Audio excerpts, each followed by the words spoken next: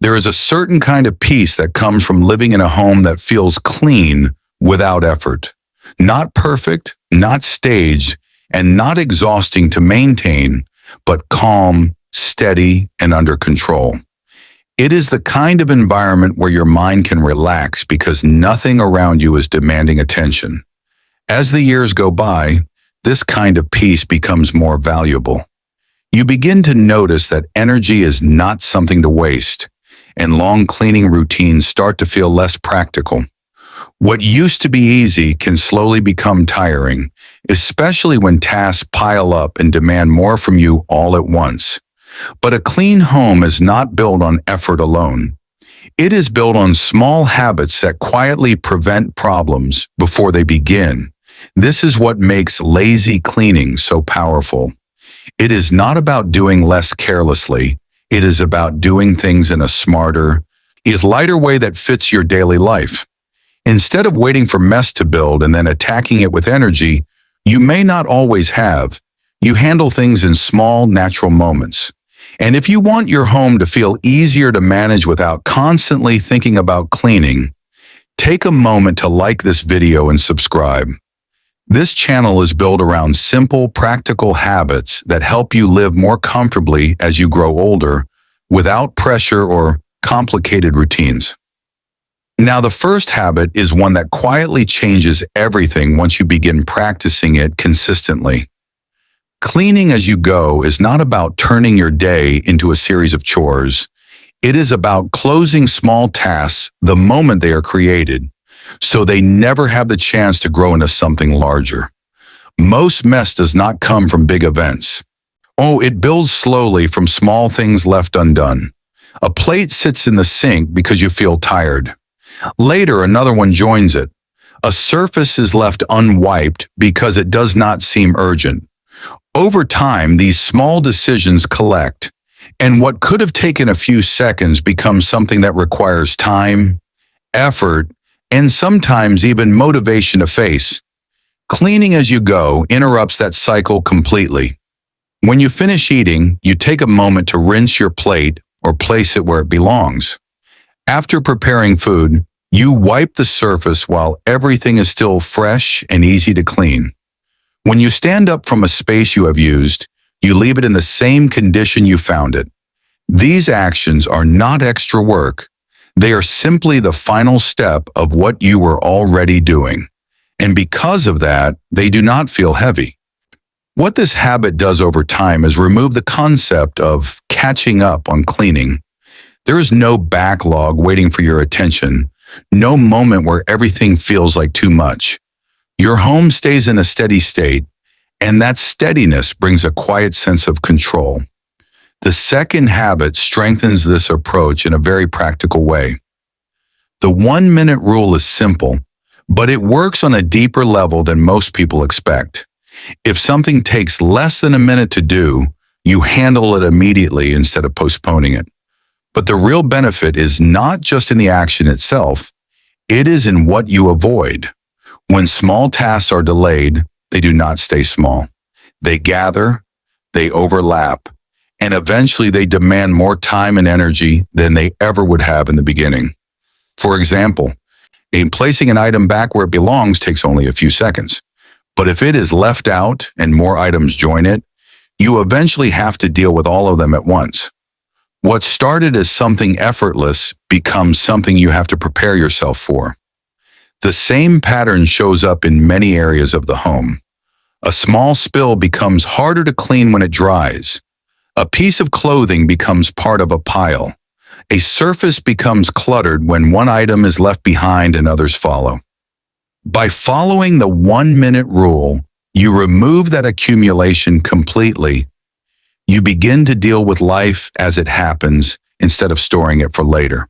And this keeps your home in a constant state of order without requiring you to set aside time for cleaning. This habit is especially helpful as you get older because it spreads effort evenly throughout your day. You are no longer relying on bursts of energy to handle everything at once. Instead, you take care of things in small moments that feel manageable and natural. The third habit focuses on something that is often overlooked, but makes a noticeable difference in how consistent you are. Keeping your cleaning tools within reach removes one of the biggest reasons tasks get delayed. Many times the issue is not that you do not want to clean, it is that starting feels inconvenient.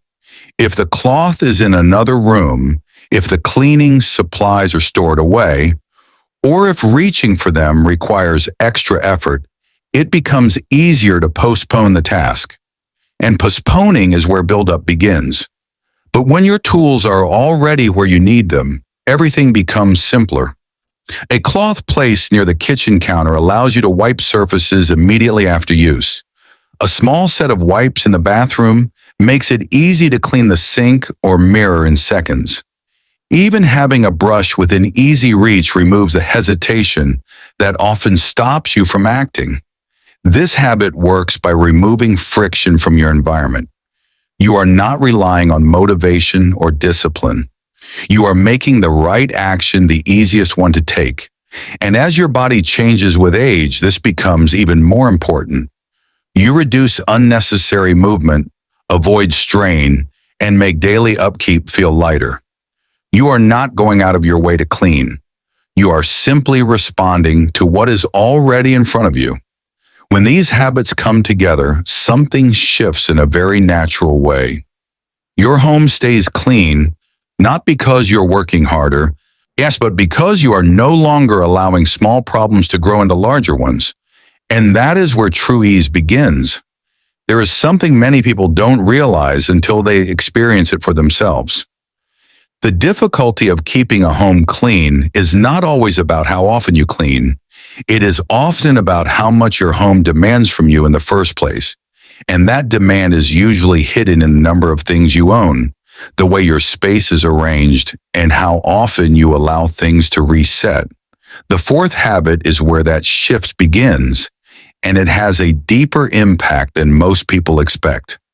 Declutter without overthinking. It is easy to become attached to things over time. Objects begin to hold meaning beyond their use. A piece of clothing may remind you of a time in your life. A kitchen item may feel too useful to let go, even if it is rarely used. Small items gather in drawers, on shelves, and corners, quietly filling your space without you noticing how much they add to your daily load. But every item in your home asks something from you. It needs to be cleaned, moved, organized, or at least acknowledged. And the more you have, the more your environment begins to feel like something you have to manage instead of something you can simply live in. Decluttering is not about removing everything or creating an empty space. It is about being honest with what still serves you in your current life. Instead of asking, "What might I need someday?" you begin to ask, "What do I actually use, enjoy, or need right now?" This small shift in thinking makes the process easier and less emotional. You are not throwing things away carelessly. You are choosing comfort, space, and ease over unnecessary weight. When you reduce what you own, cleaning becomes lighter in a very practical way. There are fewer surfaces to wipe around, fewer items to move, fewer things collecting dust. Your home becomes simpler to maintain, not because you are cleaning more, but because there is a less to manage. And just as importantly, your mind begins to feel that same lightness. A less crowded space often brings a calmer state of mind, where you can focus on living rather than constantly adjusting your surroundings. The fifth habit builds on this simplicity and keeps your home from slowly drifting back into disorder. Small daily resets. Instead of waiting for a specific day to clean, you give your home a few minutes of attention each day to bring it back to a comfortable state. This is not about deep cleaning or doing everything at once. It is about gently restoring order before things have a chance to build up. At the end of the day, you take a few minutes to look around your space. You straighten the cushions where you sat. You fold or adjust the blanket you used. You clear any surfaces that have gathered items throughout the day and return those items to where they belong. These actions are simple, but they have a powerful effect. They prevent accumulation. When you wake up the next morning, you are not stepping into yesterday's unfinished tasks. You are stepping into a space that already feels settled and ready for you. This changes the tone of your day in a quiet but meaningful way. Instead of starting with something to fix, you begin with a sense of order somewhere, and that can influence how you move through the rest of your day. Daily resets also remove the need for long cleaning sessions. Because you never allow things to drift too far out of place, there is nothing large waiting for your attention. Everything stays within reach, both physically and mentally. The sixth habit focuses on something that becomes increasingly important over time: working with your body instead of against it. Many people continue to approach cleaning in ways that made sense when they had more energy, more strength, or greater flexibility. But as the body changes, holding on to those same methods can turn simple tasks into uncomfortable or even painful experiences. A smarter approach is to adjust how you clean so that it supports your body rather than strains it. Sitting while performing certain tasks is one of the simplest and most effective changes you can make. Folding laundry while seated, organizing items at a table, or even preparing cleaning materials in a comfortable position reduces fatigue and allows you to work longer without discomfort. Using tools that extend your reach can also make a significant difference. Long-handled dusters, mops, or brushes allow you to clean without bending or stretching in ways that strain your back or joints. Even the way you pace yourself matters. Instead of trying to complete everything at once, you allow tasks to be done in smaller segments, at a rhythm that feels natural to you. This habit is not about doing less. It is about doing things in a way that allows you to continue caring for your space without wearing yourself down. When cleaning feels physically manageable, you are far more likely to stay consistent. And consistency is what keeps your home in order over time. These habits begin to change how your home feels on a deeper level. You are no longer reacting to mess or trying to catch up. You are shaping an environment that requires less from you, supports your comfort, and stays under control without constant effort. And that is where a home begins to feel truly easy to live in. There comes a point where cleaning is no longer just about appearance. It becomes about how your home supports your daily life, how easily you can move through it, and how much mental space it allows you to have. By now, the habits you have seen are already reducing effort, preventing buildup, and making your space easier to manage. But the final two habits are what bring everything together in a lasting way. They remove confusion, reduce decision-making, and create a sense of stability that holds your home in place without constant attention. The seventh habit is one of the most practical changes you can make, yet it is often overlooked because it seems too simple at first. Give everything a home. Most clutter is not caused by having too many things alone. It is caused by not knowing where things belong.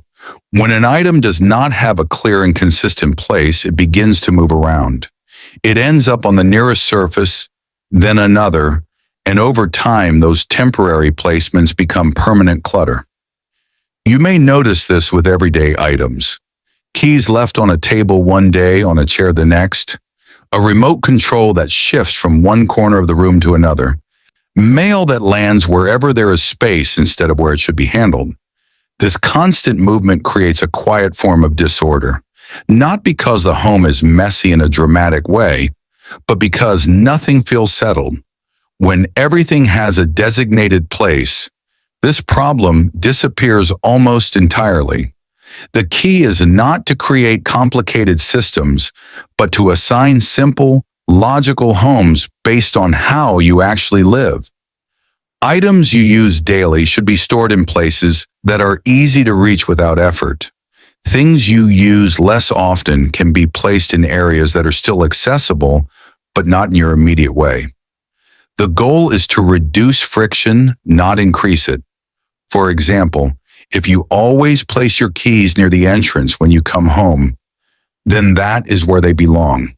Instead of telling yourself to remember where you put them, will you remove the need to remember at all? The habit becomes automatic. The same applies to clothing, kitchen items, reading materials, and even small personal objects. When each item has a clear home, putting things away becomes a natural extension of using them. You are no longer deciding where something should go each time. You are simply returning it. This reduces mental effort in a way that is easy to overlook but deeply impactful. Decision fatigue is real, especially as the day goes on. The fewer small decisions you have to make, the more relaxed and steady you feel in your own space. And over time, this habit creates a home that feels stable. Things are where you expect them to be. Surfaces remain clear because items are not left in temporary places. You spend less time searching, less time rearranging, and more time simply living. The eighth habit is the one that protects all the others from becoming overwhelming. Adopt the good enough standard. There is a quiet pressure many people carry, often shaped by years of expectations, routines, or even how they were raised. The idea that a clean home must meet a certain standard, that everything must look just right, that there is always something more that could be done. But perfection is not only unnecessary, it is exhausting. And more importantly, it can turn a simple, manageable routine into something that feels endless. A home does not need to be perfect to be clean, comfortable, and welcoming. It needs to function well for you. It needs to support your rest, your movement, and your peace of mind. When you shift to a good enough mindset and you begin to focus on what truly matters, is the space usable? Is it safe? Does it feel calm? Can you move through it easily without stress? If the answer is yes, then it is already doing its job. This mindset removes the pressure to keep adjusting, fixing, or improving things that are already working. It allows you to stop at a point where your effort matches your needs, rather than chasing an ideal that keeps moving further away. For example, a floor does not need to be perfectly spotless to be clean enough for daily living. A surface does not need to shine to be considered well kept. A room does not need to look untouched to feel comfortable. When you accept this, cleaning becomes lighter. You do what is necessary and you allow that to be sufficient. This is especially important as you grow older because your home should adapt to you, not the other way around. It should support your comfort, protect your energy, and make daily life feel easier, not more demanding. When these final habits settle into your routine, something changes in a very natural and lasting way. You are no longer managing your home with effort alone. You have reduced the number of decisions you need to make. You have removed unnecessary items that once demanded your attention. You have created systems that allow things to return to their place without thought.